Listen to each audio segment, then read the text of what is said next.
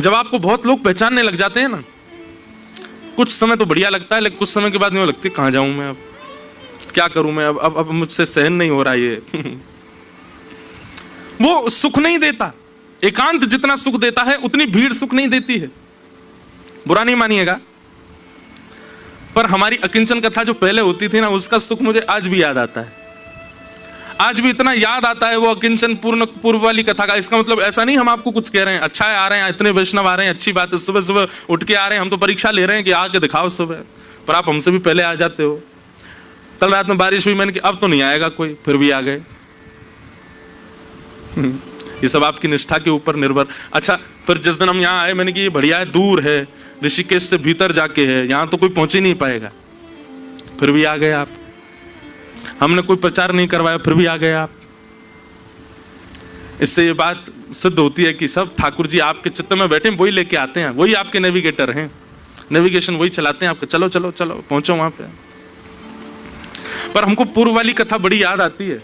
Mic ही नहीं होता था, एक छोटा सा माइक लगा रहता था यहाँ पे, और एक छोटे से स्पीकर में आवाज आती थी, वो भी 15 मिनट बाद बंद हो जाता था, फिर उसको दोबारा चालू करना पड़ता था। मतलब ऐसा नहीं कि हम पे कोई व्यवस्था नहीं, लेकिन जानबूझ के अव्यवस्थित कथा करते थे।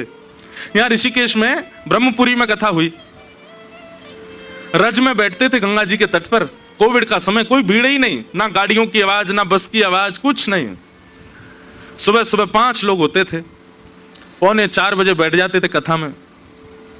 और कथा जैसी होती महाराज, एक महात्मा जी थे यहाँ पे, तो अब आप लोगों में से जो लोग ऋषिकेश के हो उनको शायद पता होगा, जैसे नीचे जाते हैं तो गरुण चट्टी का जो पुल है गंगा जी का, वहां से छलांग मारते थे वो कथा में आने के लिए गंगा जी में, और छलांग मारते और महाराज तैरते तैरते कथा में आते गंगा जी में। मैंने उनका नाम रखा था स्पाइडरमैन बाबा। वो छलांग मार ही नहीं सकता कोई, इतनी ऊंचा वो पुल है, वहां से छलांग मारते थे नीचे, और इतनी गहरी गंगा जी में, वैसे हाथ पांव बस उनका मुंह ही नहीं हिलता था, सीधे आ जाते थे कथा में। और वो आते तो जहां मेरी व्यासपीठ थी वहां बगल में इतना बड़ा पत्थर था कि वो मेरे सिर से भी ऊंचा, वही उनका आसन था, वहीं ऊपर आके बैठते उस पर पत्थर पे, और वहां ऊपर बैठ के कथा सुनते। मैंने बाबा व्यास के सिर पर बैठ के कथा सुनना है? बोले चुपचाप सुनाओ। अल्लड़ बाबा और थे वो। वहां भी पैदल नहीं जाते थे, गंगा जी में कूद के, और फिर गंगा जी में तैरते तैरते, तैरते भी नहीं थे वो, पता नहीं क्या चलते थे, बड़ी स्पीड में जाते थे।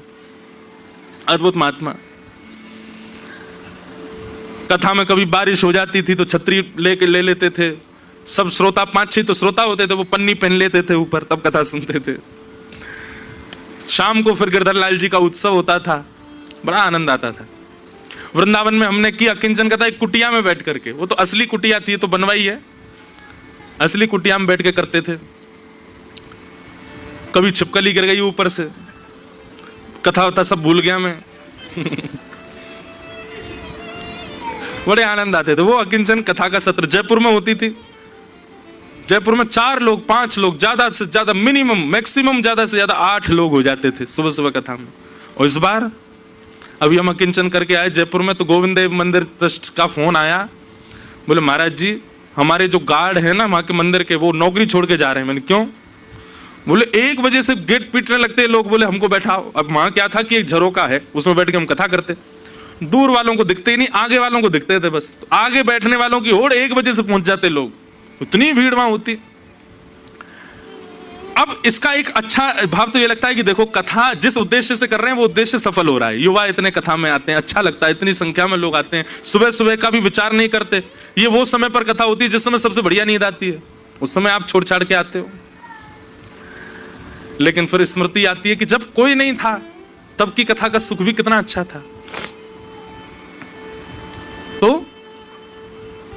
कई बार बहुत लोगों का पहचान जाना ये सुख नहीं देता, बहुत धनवान हो जाना सुख नहीं देता। व्यक्ति जब निर्धन है तो यह सोचता है कि मैं धनवान हो जाऊं तो सुखी होऊंगा, और धनवान होने के बाद में वो याद करता है कि जब मैं निर्धन था तो कितना अच्छा था। ऐसा स्वरूप होता है। तो गिरिराज जी में एक वैष्णव रहता था, वो कभी दर्शन नहीं करता था, केवल किसी से सुन करके और उसमें थोड़ा बढ़िया सुंदर शब्दावलियों का प्रयोग करके प्रवचन में सुनाता था। आज श्री जी बाबा ऐसे लग रहे हैं, हाँ हाँ श्रीनाथ जी का स्वरूप ऐसा, और सुनने वाले लोग तो बड़े प्रभावित हो जाते उससे। एक दिन सूरदास जी निकल रहे थे वहां से, और सूरदास जी ने जैसे ही उसके वचन सुने तो सूरदास जी तो देखो, संत और वैष्णवों में परखने की एक क्षमता आ जाती है। वो परखे ना, वो बात उनकी है, पर उनको पता चल जाता है कि सही गलत क्या है। शब्दों से ही सूरदास जी को पता लग गया कि इसने स्वयं ने तो दर्शन किए नहीं है, केवल दूसरे से सुन के प्रवचन कर रहा है। जैसी सारी भीड़ उठ करके गई, सूरदास जी उसके पास पहुंच गए। सूरदास जी बोले, भैया तुमने बड़ा सुंदर वर्णन किया ठाकुर जी के रूप। हाँ हाँ हाँ, जय हो। बोले, लेकिन मैं जानता हूं ये तुम दर्शन करके नहीं आए हो, किसी से सुन के तुमने बोला है। अब जैसे ही चोरी पकड़ी गई, घबरा गया। आप कैसे बोल सकते हैं, आप ऐसा कैसे? बोले, मुझसे लड़ो नहीं, मैं जब जानता हूं तुमने दर्शन नहीं किया ठाकुर जी का, केवल लाग लपेट बना बना करके बोलते हो लोगों को रिझाने के लिए। चलो मेरे साथ दर्शन करने चलो। अच्छा, कल चलूंगा। दूसरे दिन सूरदास जी फिर आ गए तो बोला, परसों चलूंगा। फिर सूरदास जी आ गए। सूरदास जी तो रोज ही वहीं धरना दे के बैठ गए। बोले, तू जब तक नहीं चलेगा मैं उठूंगा ही नहीं यहां से, मेरे संग चल। सूरदास जी हाथ पकड़ करके ले गए। इतना सुंदर भाव लगता है। जैसे ही मंदिर में प्रवेश किया, श्रीजी बाबा से कहा, बोले, हे ठाकुर जी, ये बालक आपका यश गाता है पर आपका दर्शन नहीं करता। आपका यश आपकी प्रसन्नता के लिए नहीं गाता है, दूसरों को प्रसन्न करने के लिए गाता है। आपका कभी दर्शन भी नहीं करता। कृपा करके इसके सारे दोषों को आप नजरअंदाज करते हुए आप इसको दर्शन दीजिएगा नाथ। सूरदास जी तो ऐसा कह ही रहे थे, अंदर से मंदिर के गर्भगृह से ठाकुर जी बोल पड़े, अरे अरे सूरदास जी की जय हो। अरे सूरदास जी, मैं तो बहुत दिनाते तड़प रहो या को दर्शन करवे के काजे, आपने बड़ी कृपा करी जो आप याकू लेकर के आ गए। मैं तो बहुत दिना से या के दर्शन के काजे व्याकुल है रहे हो। सूरदास जी बोले, मुझे तो चिंता यह थी कि ठाकुर जी कहीं नाराज नहीं हो जाए, पर ये ठाकुर जी तो खुद उतावले बैठे इससे मिलने के लिए। सूरदास जी बोले, जय जय, आप काई को इतने उतावले है रे या से मिलवे के काजे? आपके चित्त में इतनी व्याकुलता क्यों हो रही है इससे मिलने के लिए? ठाकुर जी इतना सुंदर उत्तर देते हैं। ठाकुर जी कहते हैं, सूरदास, जा दिन तेरी दृष्टि या पर पड़ी और तेरे मन में ये भाव आ गया कि मैं याकू पकड़ के मंदिर ले जाऊंगा, मैं वही दिना से व्याकुल है कि मैं भी तो मिलूं। ऐसा कौन है जाकू सूरदास पकड़ के मेरे पास लेके आ रहा है? जा दिन तेने मन बना लियो कि मैं याकू लेके जाऊंगा, वही दिना से मैं व्याकुल हतो या से मिलवे के काजे। देखा, कभी कभी लगता ठाकुर जी का स्वभाव कैसा है। उस व्यक्ति में कोई गुण नहीं है, उसके किसी गुण से नहीं रीझे हैं, बस ठाकुर जी जिससे प्रेम करते हैं वो किसी पर रीझ गया तो ठाकुर जी को भी वो प्रिय लगने लग जाता है। सूरदास, ये तुमको भागे हो, तुम्हारे मन को भागे हो, भले ही क्रोध के रूप में भाए हो, लेकिन भा तो गए हो। तुम्हारे मन में ये आई तो कि मैं याकू पकड़ के लेके जाऊंगा मंदिर। जा दिन तुम्हारे मन में ये भाव आयो, वही दिना से मैं या की प्रतीक्षा कर रहे हूं। तस्माद गुरुम प्रपद्येत। आप भले ही कितने भी अयोग्य हो, लेकिन गुरु आप पर रीझ जाए और गुरु ये गांठ बांध ले कि मुझे इसका कल्याण करना है, ठाकुर जी को आपसे मिलना पड़ेगा। ठाकुर जी पे और कोई चारा नहीं है। इसीलिए प्रबुद्ध कह रहे हैं कि माया से बचने का एक ही उपाय है। बोले, क्या? गुरु की शरणागति। पर उस गुरु का गुण कैसा हो? तो कहते हैं, गुरु में सबसे पहला भाव शाब्देच निष्णातम, शब्द में प्रबल हो। अच्छा, शाब्देच निष्णातम के दो अर्थ हैं, बहुत ध्यान से सुनना। शाब्देच निष्णातम का एक अर्थ तो यह है कि गुरु जो है वो ज्ञानी होना चाहिए, उसको सब चीज की नॉलेज होनी चाहिए, एक बात तो ये। और दूसरी बात क्या है? शाब्देच निष्णातम मतलब गुरु कैसा होना चाहिए? वो भले ही ज्ञानी ना हो, लेकिन जो बोले वो स्वयं भी इंप्लीमेंट करे अपनी लाइफ में, ऐसा गुरु तो होना चाहिए। वो कथा में बताता हूं ना, एक बालक को मैया ले गई, गुरु जी से जाके बोली, आप जिससे जो कह दे तो वो हो जाता है, इसको बोल दो ये चीनी छोड़ दे। गुरु जी बोले, 2 महीना बाद लेके आना। 2 महीना बाद लेके गई बालक को, तो गुरु जी ने देख करके कह दिया, लाला चीनी छोड़ दो। जी गुरु जी। मैया बोली, 2 महीना काय को लगाया आपने? 2 महीना पहले ही बोल देते, 2 शब्द ही तो बोलने थे, चीनी छोड़ दो। गुरु जी बोले, 2 महीना पहले मैं भी चीनी खाता था, पहले मैंने छोड़ी है और मैंने छोड़ने के बाद इसको कहा है कि तू भी छोड़ दे। अगर मैं नहीं छोड़ता तो मेरी वाणी का प्रभाव इस पर नहीं होता। इसको कहते हैं शाब्देच निष्णातम। एक बात बताएं, किसी रसिक जन की वाणी, किसी विद्वान की वाणी आप चलते फिरते सुन लेते हैं, रील्स में सुन लेते हैं, कथा के कोई शब्द से सुन लेते हैं, और तुरंत आपके मन में परिवर्तन आ जाता है। तो इस बात से यह भी प्रमाणित होता है कि जिसकी वाणी आप सुन रहे हो वो शाब्देश निष्णातम, वो स्वयं भी उसको करता है, इसीलिए आप पर उसका प्रभाव हो रहा है। स्वामी विवेकानंद वो जब आए पृथ्वी पर, उनके जब उनका आगे बढ़ने लगे रामकृष्ण परमहंस जी की कृपा से, वो जो बोलते थे हजारों की तादाद में बैठे हुए लोग, अंग्रेज तक उसका पालन करते थे। क्यों? क्योंकि शाब्देच निष्णातम, वो स्वयं भी उस शब्द में निष्णात हैं। अच्छा, इसमें भी दो बातें आती हैं। कई लोगों का बोलना प्रभावित करता है, पर कुछ ही दिन का प्रभाव रहता है, कुछ दिन के बाद वो प्रभाव खत्म जैसा हो जाता है। इसका मतलब क्या है कि जिनकी वाणी आप सुन रहे थे वो अपने शाब्देच निष्णातम वाली स्थिति से वो भी गिर गए। वो जो बोलते थे दुनिया करती थी, लेकिन एक दिन उन्होंने ही करना छोड़ दिया, तो एक दिन ऐसा आएगा कि उनकी वाणी प्रभाव डालना बंद कर देगी। लेकिन कांस्टेंट जिसकी वाणी का प्रभाव बना रहे, किसका है बताओ कांस्टेंट? गोस्वामी तुलसीदास जी महाराज। इतने वर्ष हो गए, आज भी गोस्वामी जी की वाणी पढ़ो, हृदय आनंदित हो जाता है। भरत जी महाराज चित्रकूट जा रहे थे ठाकुर जी को लाने के लिए वापस, तो निषाद राजगुह साथ में चल रहा था भरत जी के, और सब जगह बताता है भरत जी यहां राम जी बैठे थे। जैसे ही बोलता राम जी बैठे थे, भरत जी लिपट जाते उस शिला से, मेरे राघव यहां बैठे थे। एक कुटिया दिखाते हुए कहा, इस कुटिया में श्री राम जी ने रात्रि में विश्राम किया। उस कुटिया में प्रवेश करके भरत जी इतना रोए, मखमल के गद्दे पर सोने वाले, स्वर्ण के सिंहासन पर बैठने वाले अयोध्या के राजकुमार इस कुटिया में यहां परस्पर सोए। सब जगह विचरण करते करते जब श्री भरत जी महाराज प्रयागराज पहुंचे ना, तो प्रयागराज में श्री भरद्वाज ऋषि ने उनसे कहा कि भरत जी ये त्रिवेणी है, गंगा यमुना सरस्वती तीनों का संगम होता है प्रयाग में, यहां स्नान करके, यहां डुबकी लगा करके जो वरदान मांगोगे त्रिवेणी पूर्ण करती है, आप कुछ मांग लीजिए। भरत जी महाराज ने जैसे ही सुना कि यहां स्नान करने से जो मांगे वो मिलता है, तुरंत वस्त्र सहित कूद पड़े त्रिवेणी में, और नेत्रों से अविरल अश्रुधार गिरने लगे। भरद्वाज ऋषि बोले, आपकी क्या इच्छा है, क्या मनोकामना है? तब भरत जी कहते हैं कि धर्म न अर्थ न काम रुचि, गति न चहू निर्वाण, जन्म जन्म मति राम पद, यह वरदान नाम। मुझे केवल एक वरदान चाहिए, क्या? जन्म जन्म रति राम पद। हर बार मेरा जन्म हो और हर बार मैं राम जी के चरणों के आसपास ही कहीं जन्म लूं, बस और कुछ नहीं चाहिए। मेरी रति, रति का मतलब होता है भयंकर आसक्ति, बस वो भक्ति में हो जाता है। आसक्ति ही भक्ति में परिवर्तित हो जाए तो वो रति हो जाती है। भरत जी कहते हैं मेरी ऐसी रति हो जाए राम जी के चरणों में, मैं उनके चरण छोड़ कहीं ना जाऊं। भरद्वाज ऋषि ने जब भरत जी की इस बात को सुना ना, तो भरद्वाज ऋषि ने जो बात कही है ना, वो सुनकर के मैं, जब सोमनाथ में कथा हुई थी, मैं आज भी स्मरण करता हूं उस भाव का। भरद्वाज ऋषि कहते हैं जप का, तप का, अनुष्ठान का और जीवन भर की सेवा का फल क्या था? राम जी का दर्शन।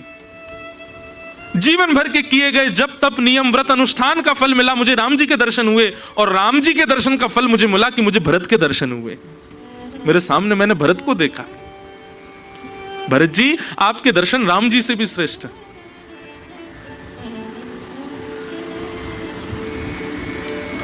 शाब्देच निष्णातम, गुरु कैसा होना चाहिए?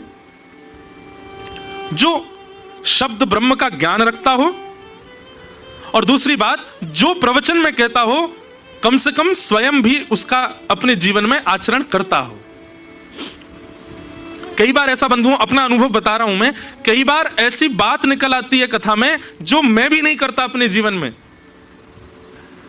लेकिन आपको विश्वास पूर्वक और एक बड़े व्यासपीठ पर बैठ करके बताऊं, ऐसी बात कभी निकलती है मुख से जो मैं भी पालन नहीं करता, उसके बाद में नींदें उड़ी रहती हैं, मानो वो बात बार बार मन में आती रहती है कि या तो इसका पालन तुम भी करो, क्योंकि तुम व्यास मंच से कह रहे हो, और नहीं कर सकते तो आगे से कहना बंद करो। ऐसा होता है साथ में। तो गुरु कैसा होना चाहिए? शाब्दे च निष्णातम, तभी वो माया से बचा पाएगा आपको। और गुरु में दूसरा लक्षण क्या होना चाहिए? तो कह रहे हैं परेच निष्णातम। परेच निष्णातम मतलब पर ब्रह्म की सेवा में निष्णात हो, केवल और केवल कथा कहना जानता हो, केवल और केवल ग्रंथ आदि पढ़ करके प्रवचन करना जानता हो, इसी में काम नहीं चलेगा। ठाकुर जी की सेवा भी जानता हो, ठाकुर जी का सुंदर श्रृंगार कैसे हो, ठाकुर जी के सुंदर भाव कैसे हो, ठाकुर जी का भोग कैसे बने, ठाकुर जी को सुख कैसे मिले, ठाकुर जी की सेवा में भी निष्णात हो, मतलब शब्द ब्रह्म में भी निष्णात और पर ब्रह्म में भी निष्णात हो। ये दोनों गुण उसके अंदर होने चाहिए। और तीसरा लक्षण क्या है माया से बचाने वाले गुरु का?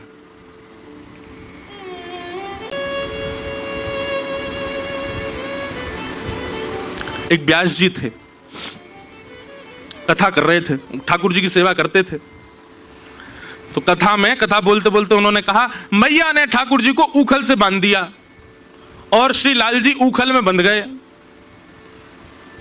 त्रिलोकीनाथ ऊखल में बंध गए, ऊखल में बंध गए। ऊखल बंधन लीला कहते कहते उन्होंने समय पर दृष्टि डाली होगी, समय पूर्ण हो गया। बोले अब ठाकुर जी को आज बंधे रहने दो, आगे की कथा कल करेंगे। कथा पूरी करके चले गए, अपने ठाकुर जी की सेवा आदि करके उनको शयन करा दिया, स्वयं प्रसाद पाके शयन कर गए। रात्रि में चोर आ गए, घर में आके सब लूट गए, केवल व्यास जी को छोड़ गए और गोपाल जी को छोड़ गए, सब ले गए, गोपाल जी का सिंहासन भी ले गए। सुबह व्यास जी जब उठे, पूरे घर को देखा, महाराज सब लुट गया, सब चोरी हो गया। मंदिर में जाकर के देखा तो ठाकुर जी अकेले बैठे हैं, उनका सिंहासन भी चला गया। व्यास जी बहुत रोए, गला फाड़ फाड़ के आपकी कथा सुनाता हूं, 3-3, 4-4 घंटा बिना पानी पिए आपका यश गाता हूं, पूरी दुनिया की आप रक्षा करते हो नाथ, मैं आपका यश गाता हूं, मेरे घर की रक्षा नहीं कर पाए आप, सब चोरी करके ले गए सामान। वैसे तो पूतना को मारने के लिए 6 दिन की आयु में आपके हाथों में जान आ जाती है, और यहां पे इतने वर्षों से मैं सेवा कर रहा हूं, मेरे घर की रक्षा नहीं हुई आपसे। ठाकुर जी प्रकट हो गए, बोल पड़े, बोले चुप, बिल्कुल, हमको क्यों डांट रहे हो? बोले नहीं डांटूं, इतना यश गाया, कम से कम बदले में हमारी रक्षा ही कर देते। ठाकुर जी बोले कथा करते करते हमको उखल में बांध दिया, और उखल में बांध के बोले समय पूरा हो गया, चलो अब कल कथा सुनाएंगे। चोर तो 4 दिन से पहरा लगा रहे थे, 3 बार प्रयास किया, तीनों बार चोरी नहीं कर पाए। कल ही क्यों चोरी हो पाई? कल हम उखल में बंधे हुए थे, हम तो चाह रहे थे कि ये ले लेके भाग रहे, हमारा सिंहासन भी ले जा रहे हैं, इनका हाथ तो पकड़े, पर क्या करें, तुमने हमको उखल में बांध रखा था। व्यास जी के नेत्र सजल हो गए। इसका मतलब मैं जो कहता हूं ठाकुर जी उस लीला को पालन करते हैं। मैं बताता हूं एक बात कथा में कि एक बार मैंने भी ऐसे किया। कथा चल रही थी तो हमने कही ठाकुर जी ने नक पर गिरिराज जी धारण कर लिए, पूरी कथा सुनाई, और मैंने कही अब ठाकुर जी को ऐसे खड़ो रहने दो, गिरिराज जी धारण करके खड़े रहेंगे, आगे कथा हम कल सुनाएंगे। तो हमारे परम प्रिय श्री सागरिया बाबा बैठे थे, उनकी आयु है 96 के आसपास होगी अभी। तो नीचे बैठे बैठे बेचारे इशारा करने लगे, उनके एक भी दांत नहीं है लेकिन इतने प्यारे लगते हैं बाबा, बहुत प्रिय। तो बेचारे नीचे से ही ऐसे इशारा करने लगे, कुछ कहने लगे। मैंने बाबा कुछ कह रहे हैं भाई, सुन के आओ।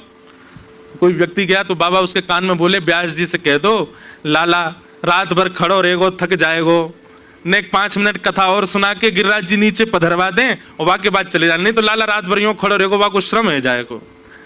तो उस व्यक्ति ने आके बात कही तो मन में एक भाव आया, मैं तो केवल कथा को कथा मान के कह रहा था, लेकिन बाबा तो साक्षात लीला देख रहे हैं। बाबा के मन में भाव आया, रात भर लाला खड़ो रहेगो। गुरु कैसा होना चाहिए? बोले शाब्दे च निष्णातम और परे च निष्णातम, शब्द ब्रह्म और पर ब्रह्म दोनों की सेवा में प्रबल हो, ऐसा गुरु माया से बचा सकता है। तीसरा लक्षण क्या होना चाहिए गुरु में? आप लोग बहुत खुश मत हो जाओ कि चलो हमको थोड़ी कुछ सीखना है, गुरु सीखना है, अभी आगे आप लोगों को सीखना है, शिष्य का शिष्यत्व तो क्या वो भी सीखना है। तीसरा लक्षण क्या होना चाहिए? तीसरा लक्षण बताया गया, व्यवहार प्रपंच से परे हो। व्यवहार प्रपंच क्या है? इसने मुझे माला पहना दी तो इसके बारे में 4 अच्छी बातें कह दी, और उसने आकर के मुझको कुछ गलत कह दिया तो उसकी 5 लोगों से बुराई कर दी, वो तो बेकार है, ऐसी बनता है, बना डोलता है, भगत, कुछ भगत भगत नहीं है, बगुला भगत है पूरा। आप मेरी प्रशंसा करो तो मैं रीझ जाऊं, आप मुझे लिफाफा दो तो मैं आपकी प्रशंसा करूं, और आप यदि मेरे इच्छा के विपरीत कोई कार्य करो तो मैं आपका निंदा करूं। यह व्यवहार है। पर आपकी माला पहनाने से मेरे चित्त पर कोई प्रभाव नहीं पड़ा और आपके गलत कहने से भी मेरे चित्त पर कोई प्रभाव नहीं पड़ा। ये माया प्रपंच से परिवर्तित, व्यवहार प्रपंच से परे की ये लक्षण है, और ऐसा जो है वही आपको माया से बचा सकता है। ये 3 लक्षण गुरु में होने चाहिए। शब्दे च निष्णातम, परे च निष्णातम, और व्यवहार प्रपंच से परे। अब अपनी दृष्टि घुमाओ, जिनमें ये 3 लक्षण दिख जाएं उनके चरण पकड़ लो, उनकी शरणागत हो जाओ। पंडित श्री गया प्रसाद जी महाराज हमारे ब्रजमंडल के, ऐसे ऐसे संत हैं महाराज कि आप ढूंढने तो जाओ। ऋषिकेश में कम संत हैं, एक से एक अद्भुत संत ऋषिकेश में भी रहते हैं। पर एक बात मैं आपको पहले ही कह दूं, आप कहीं परीक्षात्मक दृष्टि से मत चले जाना। बस आचार विचार व्यवहार जो गुरुदेव का हो उससे आप बस समझ जाओगे, और समझ भी जाओ ना कि जो व्यास जी ने बताया था, शब्दे च निष्णातम, परे च निष्णातम, व्यवहार प्रपंच से परे, ये 3 लक्षण इनमें नहीं है, फिर भी अपना भाव उनके प्रति प्रसन्नता का ही रखना। कहीं ऐसा नहीं कि देख लिया कि 3 गुण नहीं है उठ के चले गए वहां से, नहीं, तब भी उनको प्रणाम करो। ठीक है, उनसे सदा सर्वदा के लिए जुड़ना ये मत करो, उसके लिए तो प्रिय 3 गुण ही देखने हैं आपको। शब्दे च निष्णातम, परे च निष्णातम, और व्यवहार सुनने से परे। ये 3 गुण जिसमें हो, प्रबुद्ध कहते हैं तस्मात् गुरुम प्रपद्येत, वो गुरु आपको माया से बचाएगा। उस गुरु की कृपा से माया से परे हो जाओगे आप। गुरु कृपा।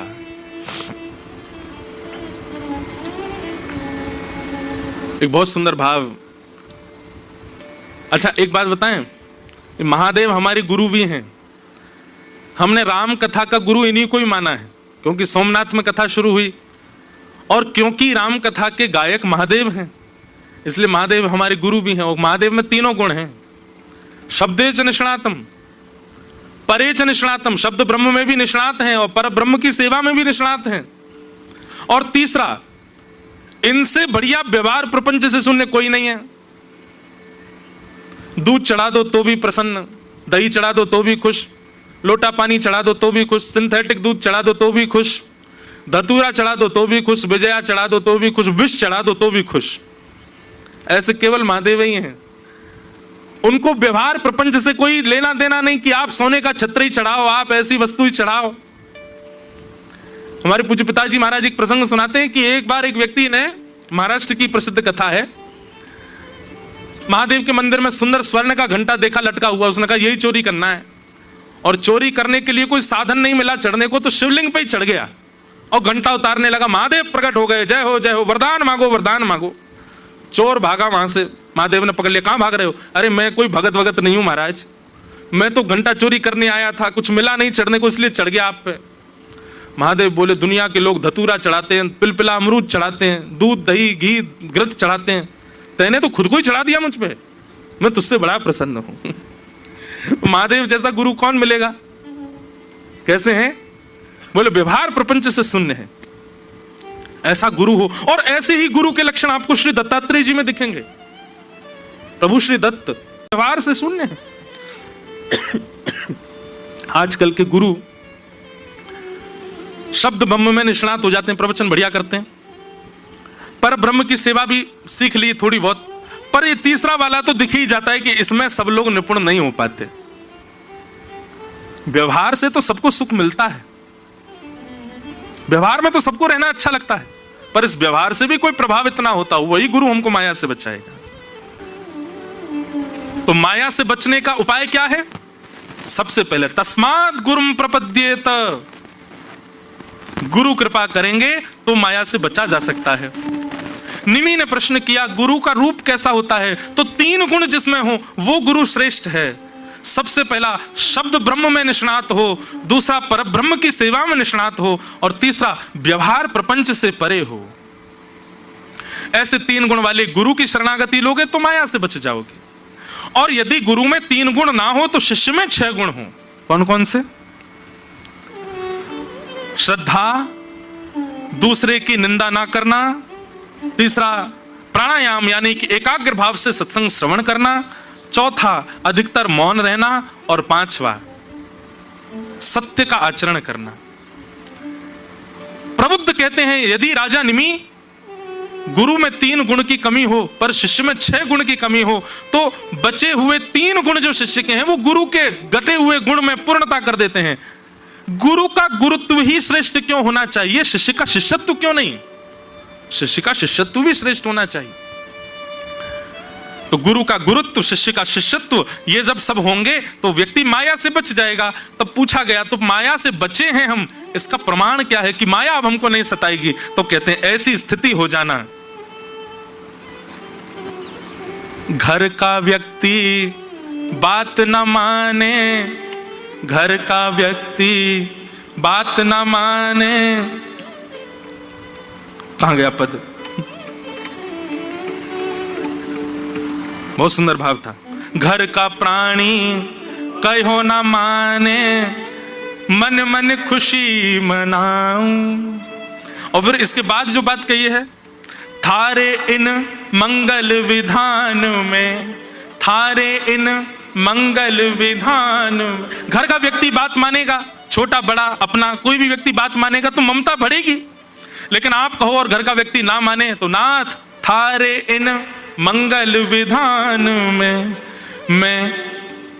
मैं क्यों टांग अड़ाऊं अड़ाऊं, मारा गिरधर लाल थारो ही नायो नाचूं। सीधी बात, ठाकुर जी की हर स्थिति को कृपा मान करके उसका पालन करना, और जो जीवन में आ रहा है सब प्रसाद है, प्रसाद मान करके स्वीकार करना। ऐसी स्थिति बन जाना, यह इस बात का प्रमाण है कि अब आप माया से सुरक्षित हो, माया आपको नहीं सताएगी। इस प्रकार 9 योगेश्वर उत्तर दे रहे हैं और राजा निमि प्रश्न कर रहे हैं।